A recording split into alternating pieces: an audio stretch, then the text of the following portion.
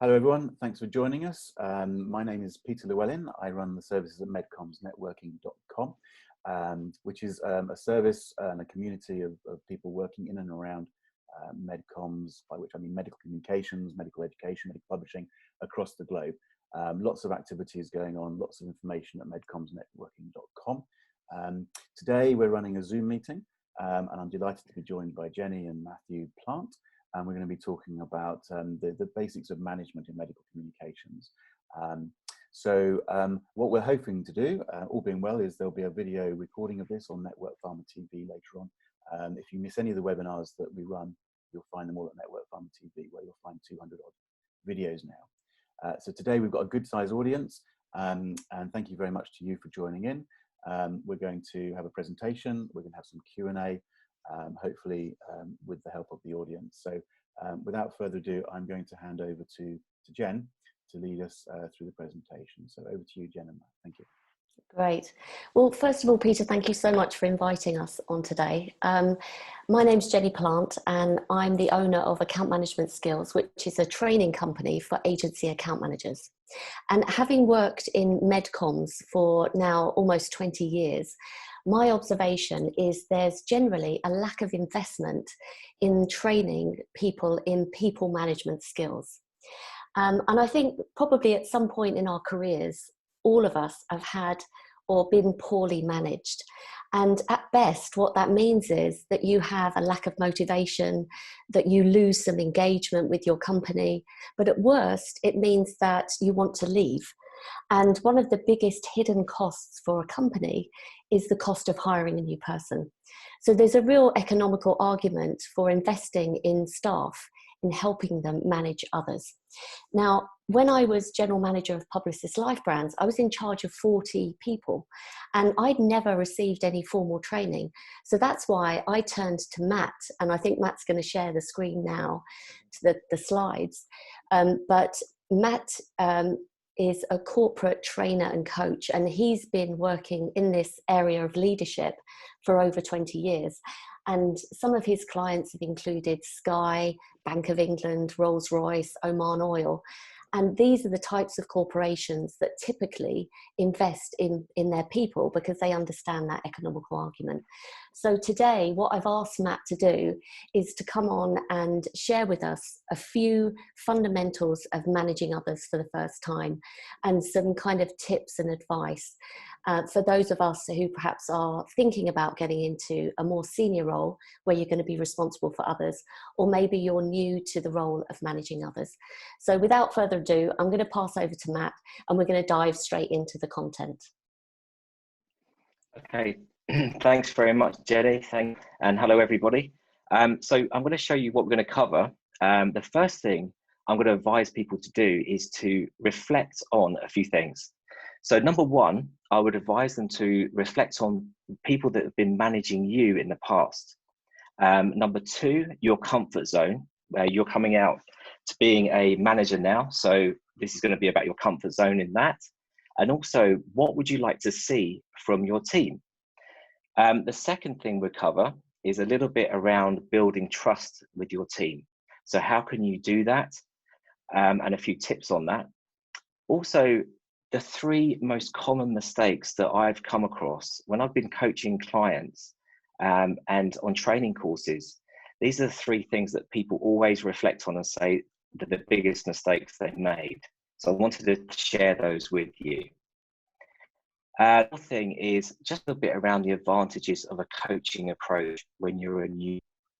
Okay, so let's get started. So the first thing, I'd like you to reflect a little bit, and I'd like you to think about managers that you've had in the past. Now, in your opinion, what did they do well? In what situations and what behaviours did they have when you were made to feel good, you were made to feel like you were doing the right thing? Also reflect on things like, how did they demotivate the team? So what were their behaviours and what did they do? What kind of barriers did they create without even maybe thinking about it? And it's always good to remember those times because you could learn from them and you could really get specific on what you would do differently. what I always get concerned about in some organizations, we have this kind of cascading effect where a manager above you, you copy the behaviors of that manager because you think that's what managing, and that happens quite commonly in a lot of different organizations. So it's being aware of that and maybe bucking the trend and thinking for yourself. The second thing is about comfort zone.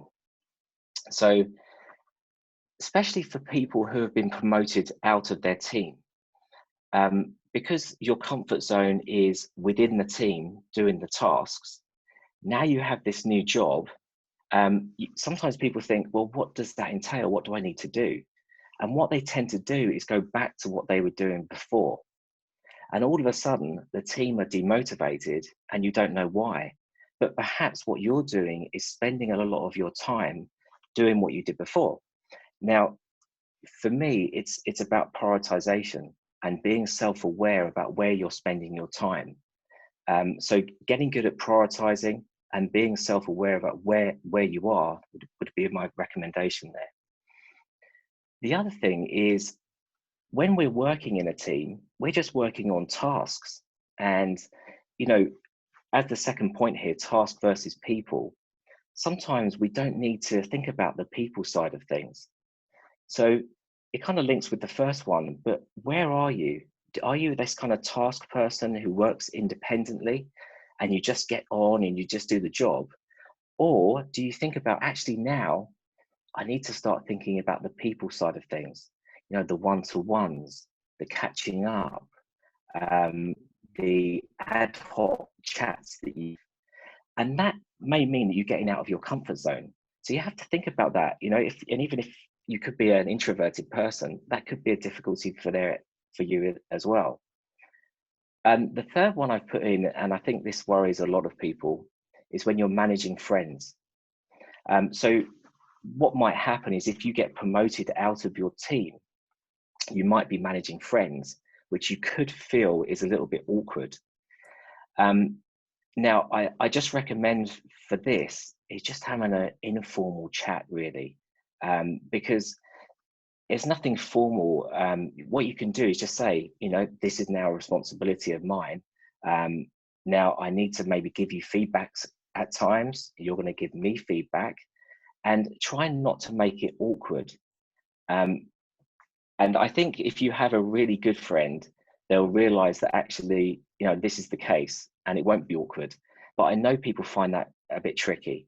But I do feel that if you've had the conversation, then it does make it a lot easier when you get to those points where you actually have to have quite tricky conversations.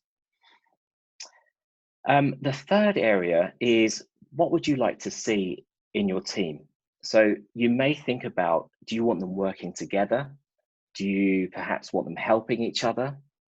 So if one person's finished one task, do you want them to help out another person on another task? What kind of team spirit do you want? Do you want fun, energy? And I think this is a really important point, because if there's one thing to take away, it's really about, how do you come across? And I don't care what anybody says, when the manager walks in the room and you look at them and you think, can I approach them today? Have they had a bad weekend? We all tend to do that. Maybe not in this virtual world at the moment, but it's being aware that the manager has a real influence on how people work. And you can either help it or you can hinder it, depending on your behaviors.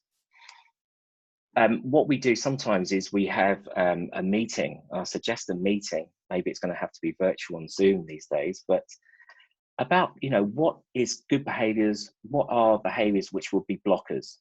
And if you've got that conversation with your team, it might make it a lot easier, because everyone knows where they stand. They know what they can do and what perhaps is not really what you should be doing in the workplace. Okay, the second thing that I'd like to cover is about trust. Now, they do say that if people trust you as a manager or leader, then they're likely to follow you. Now, very simply, if you do what you say you're going to do, then hopefully people will follow you. So if you follow through with that, then people will perhaps trust. On another level to this, there's two authors called Coos and Posner who wrote a book called The Leadership Challenge.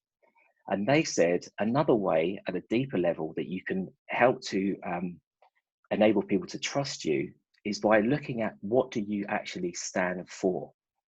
So what I mean by this is your guiding principles, and some people will call them values. I put up a selection of values at the bottom here. It doesn't necessarily mean these are my values or your values, but they're just a selection.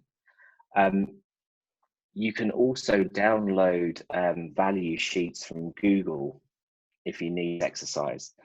But if you are coming from these values and you act in that way, you behave in that way, and your actions are integral with these values, then people are likely to trust you.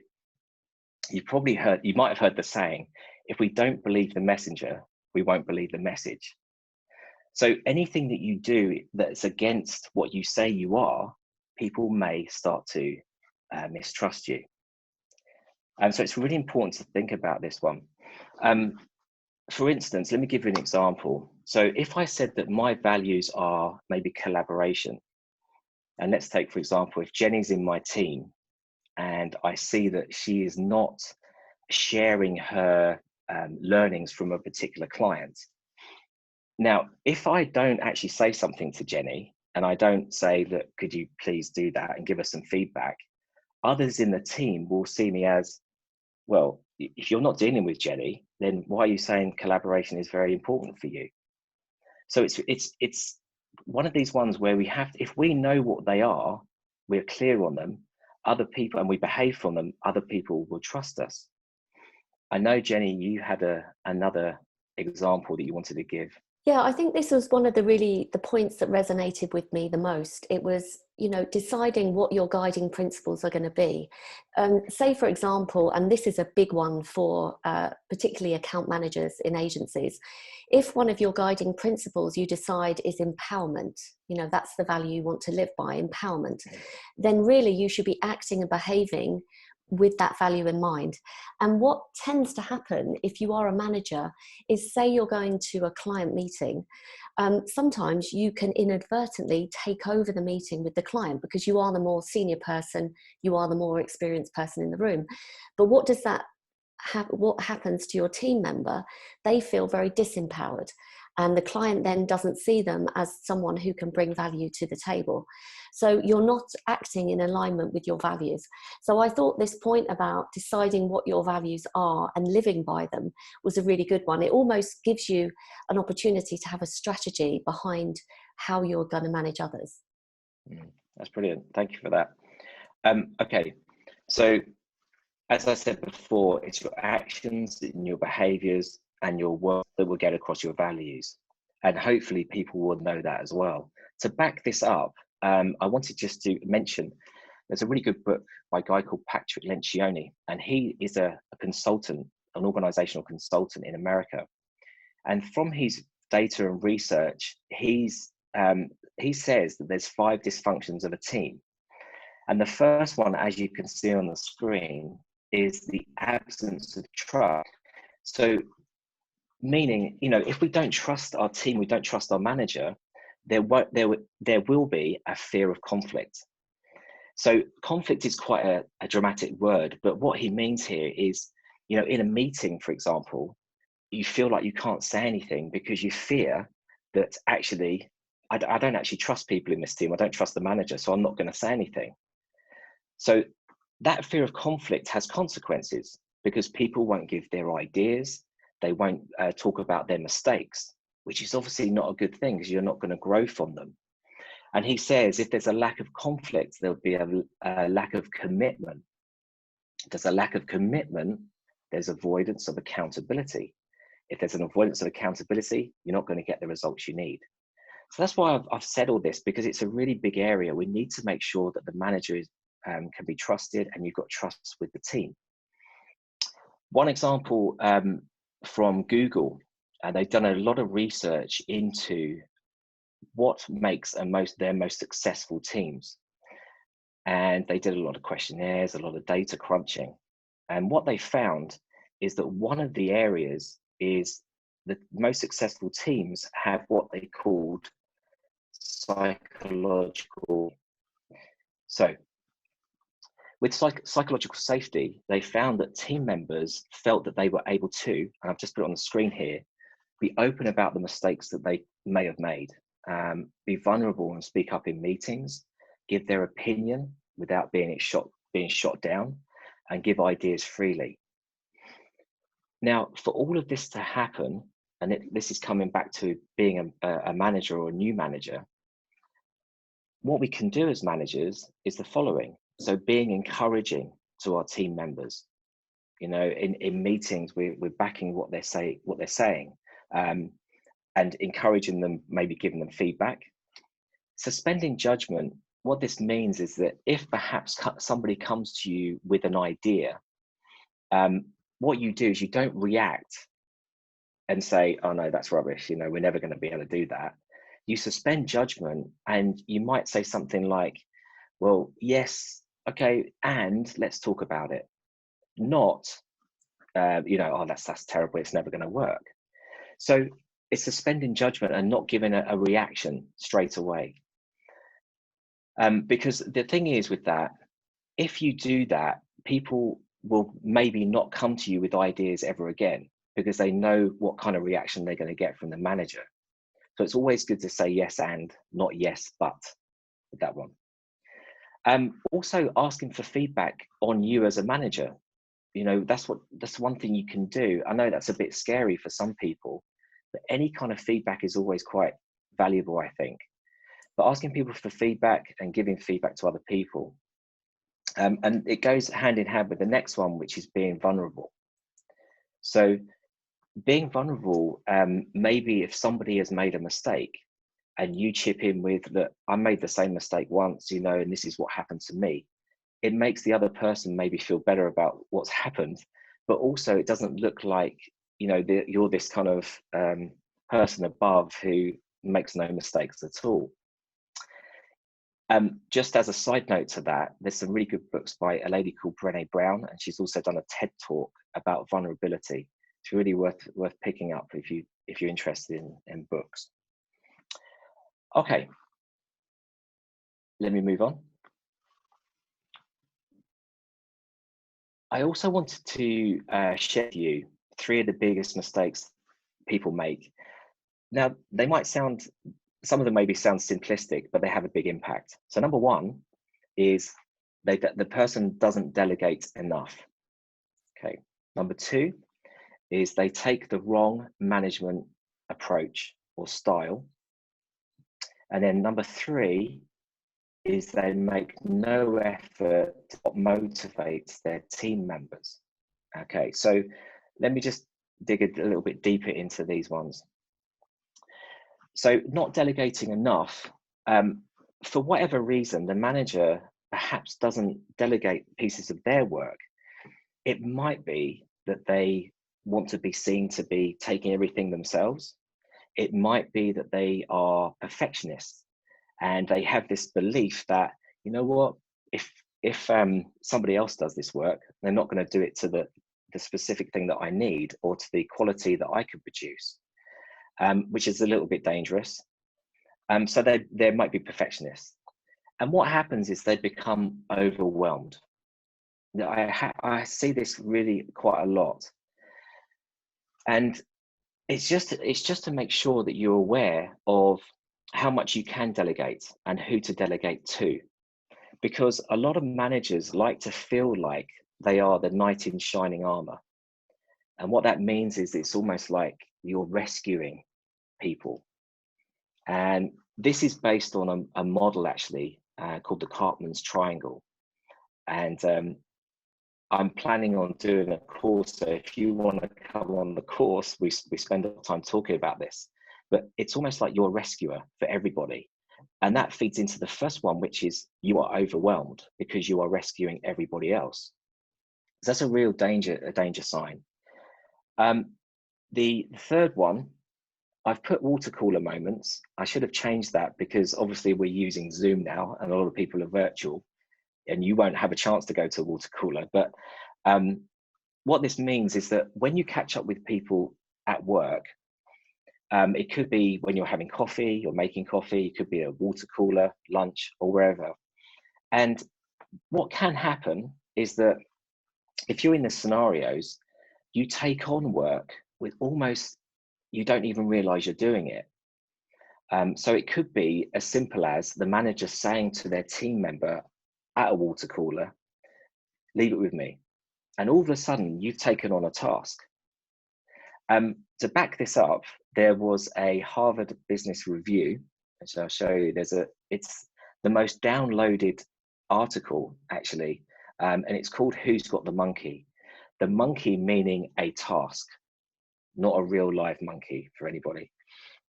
So what they're saying is that the manager takes on tasks from the team really quite a lot, and they become overwhelmed because they're doing that. So it's being aware of what you're taking on and what perhaps should be with the team. Okay. The other point I wanted to make about this is that when you are delegating to people, it's being aware of their comfort zone. Okay, so are you delegating a piece of work that's within their comfort zone, or, as I've got on the screen, is it a stretch for them? Now, it's nice if it's a task which is a stretch. That's really good, because they might develop from that and they may grow from it. However, if we perhaps pick a task for them that puts them into what they call the panic zone, we could be in a little bit of trouble long term, because the person maybe loses confidence and doesn't really know exactly what to do. And it takes them time to regain that confidence. So the main message with this one is be aware of your team members' abilities and their competencies. And I know that's really hard in this kind of environment where we're working virtually. It may be harder to do that if you're a new manager, but I think by asking smart questions, you can get to know their competency and their abilities. So it's just a recommendation, just to be aware of what you're delegating, and do delegate more if you can.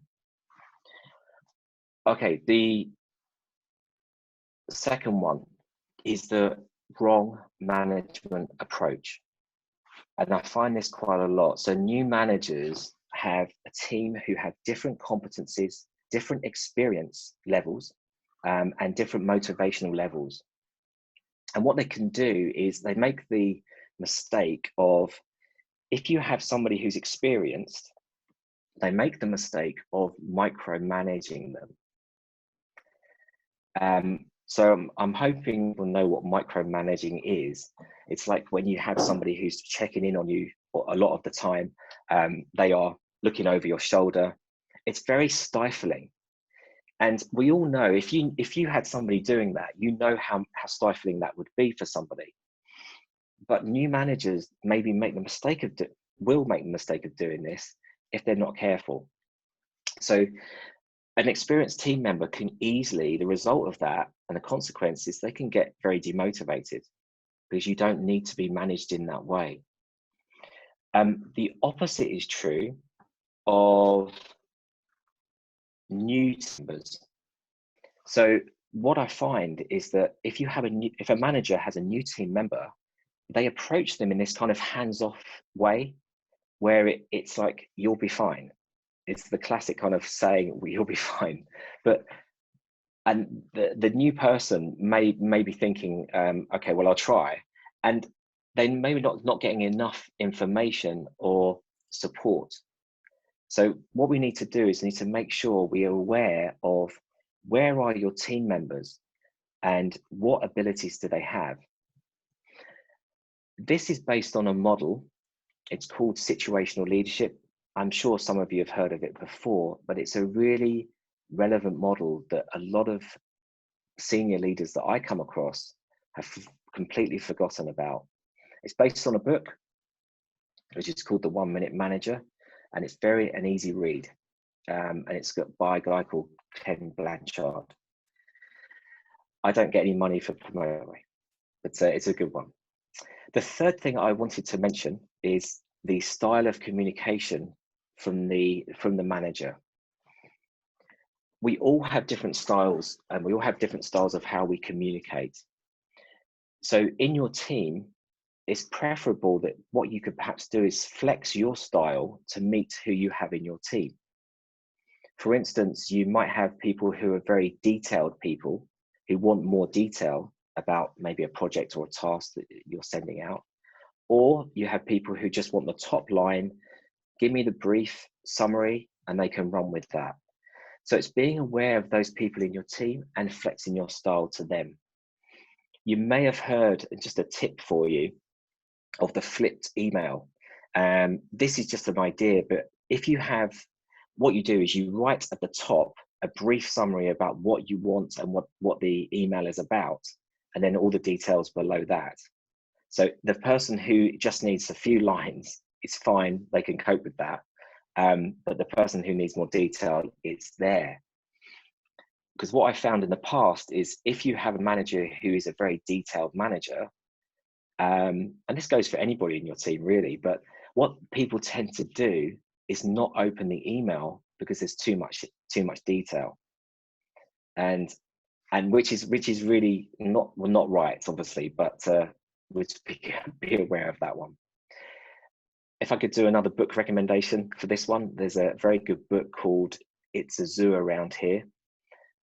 This is from a guy called Nigel Risner, and he talks about 4 different styles of communication, and he actually talks of them in terms of animals.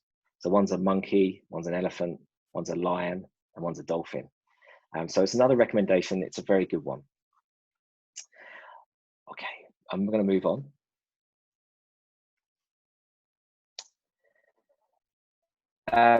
Third one is there's no effort to really understand what motivates the team. For one thing, they don't think it's their responsibility, which it actually is for a manager to try and motivate. The second one, the mistake that they make, is that they think that they can motivate in the same way as they're motivated. So, for example, if I'm motivated by development, and I just think everyone else is as well, I'm going to put people on courses. I'm going to, put coaching, have coaching with them maybe, but that may not necessarily hit everybody's motivator. So we've got to find out what motivates people. And we have intrinsic motivators, we have extrinsic motivators. And it's the intrinsic things that we are looking for. That might be purpose, it might be challenge, something like that. But it's finding out. And I would imagine if we did a poll, actually, if I asked you how many people on this call have been asked what motivates them by a manager in the past, I'm guessing it would be low numbers. But it's a simple question. It might help you to know, okay, what can I do to help this person be motivated? And that might be, just as an example, it might be a task that you're giving that may challenge somebody, and that may help to motivate them. It might mean the type of task you're giving to people. It doesn't have to be anything dramatic. It could be just the simple things that may help. And then the third point on this is they really don't have any interest in finding out. And it's a huge mistake that managers make, because then you've got your team, they could be demotivated and you don't even know about it. So it's really one thing I'd definitely recommend you do. Okay, let's move on.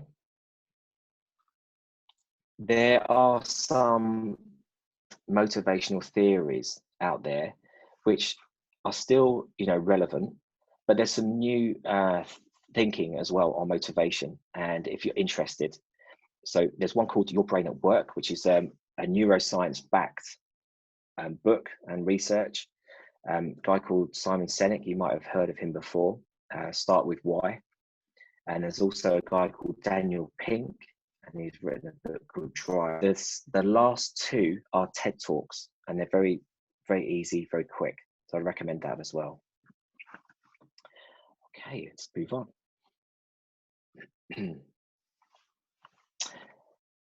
And one of the last points I wanted to make was about coaching. And obviously coaching is a huge area now. And but I think for a new manager, I just want to remind people, if this is new to you, that's great. But there's two types of techniques in coaching. There's the push, where I'm giving guidance, I'm giving information to people. And there's pull, when I'm asking good questions to get them to think and to give answers and to think for themselves. Now, what I find with managers is that they use a lot of the push. So it's give information, it's give advice, it's give guidance. The consequences of always doing that is that the manager everyone becomes dependent on the manager, and it almost becomes for your team to come to you. So you've got to watch out for this, because occasionally that can feed into something deep inside us, where it's the knight in shining armor again. So we like people coming to us, but we get quite burnt out quite quickly if that happens. And if you're trying to ask good questions by pulling information, what we're trying to do here is we're trying to get people to develop and think for themselves and maybe learn from things. So for instance, if it's a problem or an issue, and you might say, okay, where have you started? What's happened so far? And you're getting the other person to think more deeply about the answers. One of the issues we do have is that our brain doesn't help us here, because our brain looks for shortcuts and to conserve energy, apparently. So if I have somebody asking me something and I give them the answer in terms of push, my brain is kind of overriding and saying, right, just give them the answer. And it helps me because I've saved some energy on that.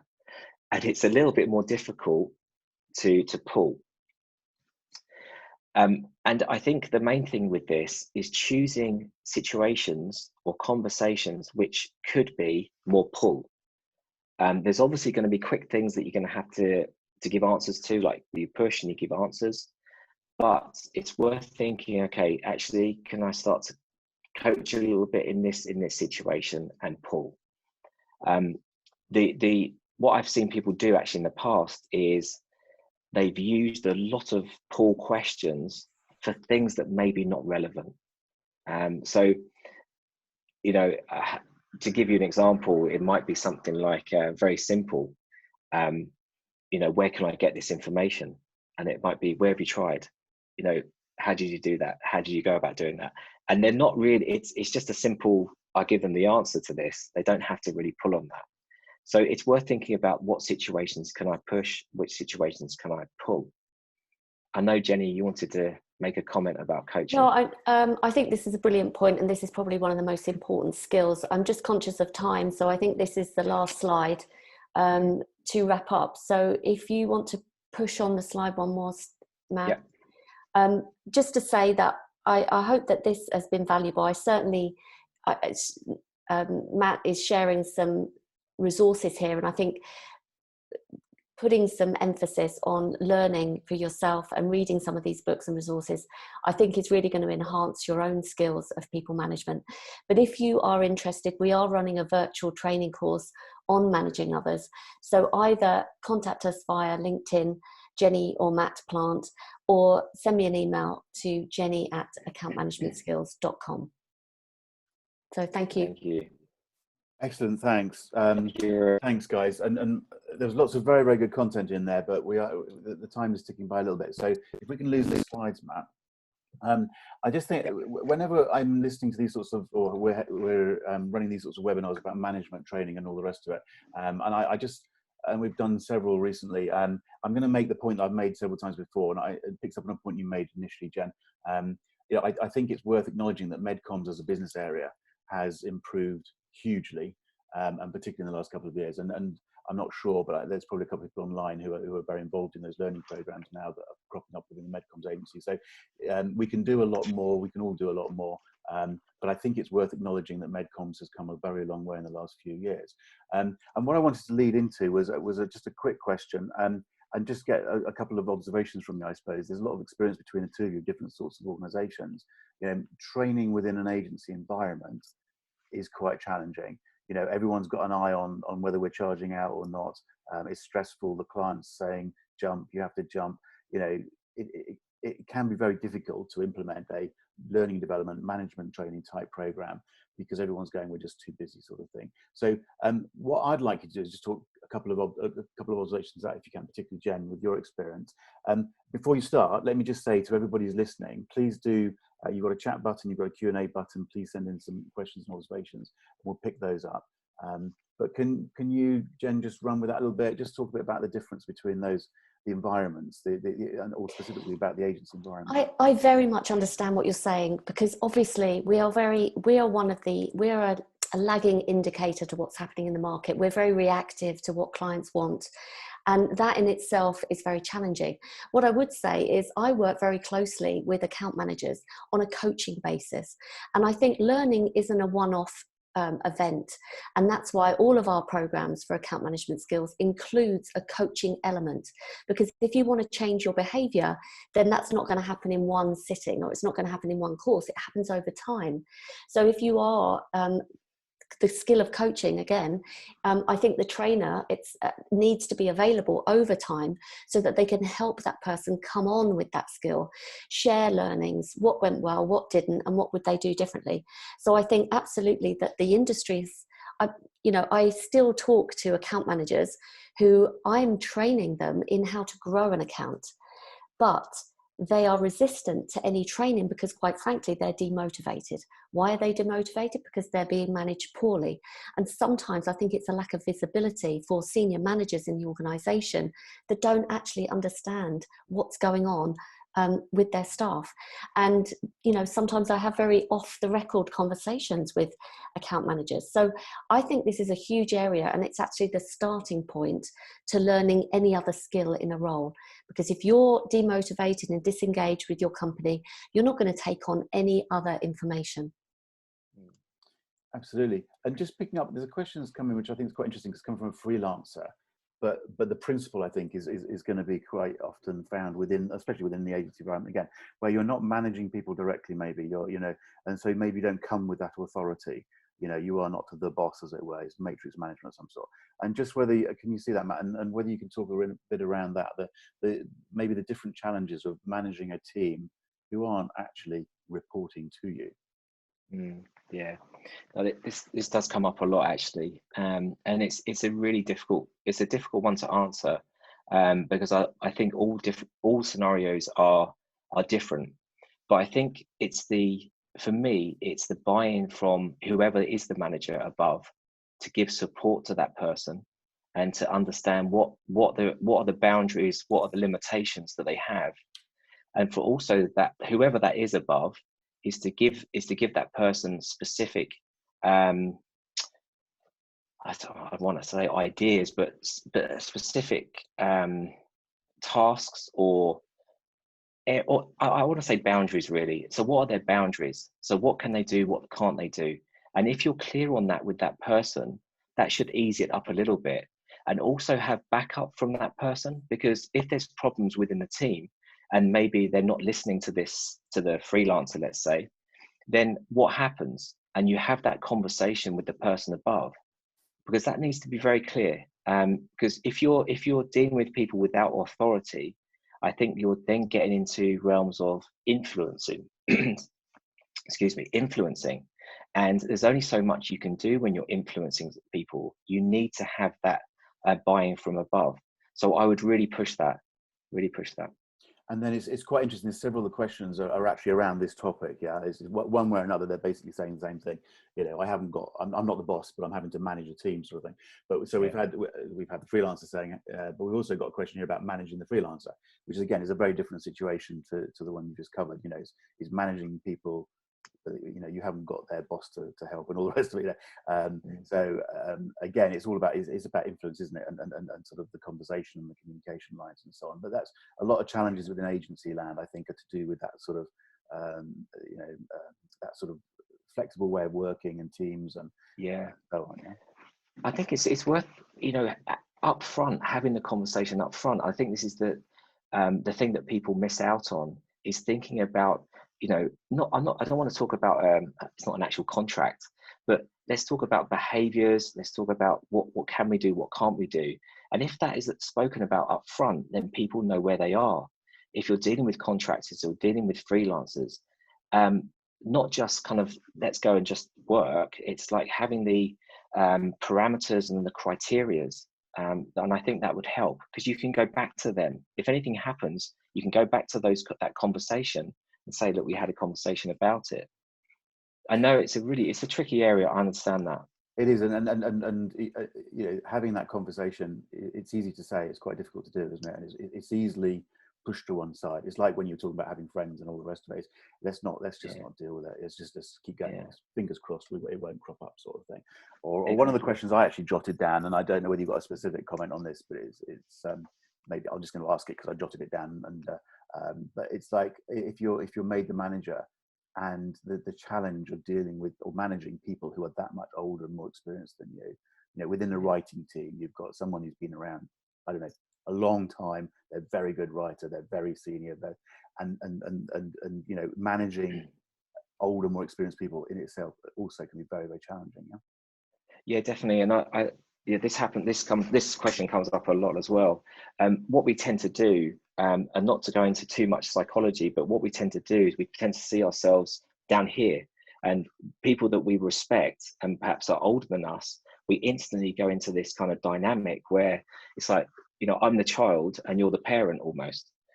So I do think we have to check ourselves and check how we are thinking about it and how we are behaving, because I mean, this is based on something called transactional analysis, where you have the parent, adult, and child. And I do think it really fits in nicely with the question, because what we need to do is perhaps we need to get to the adult state, which is a bit more assertive with people, not aggressive, but assertive. And that hopefully will level out where people are coming at from their point of view as well. Because I know some people will maybe use that as a, you know, well, I'm more experienced and you're coming in, you're a new manager. And instantly they're trying to put you into the position of this kind of child. And if we let that happen, that then cements the dynamic. But if we don't let that happen, we're thinking, okay, we're on a level, I have this responsibility now.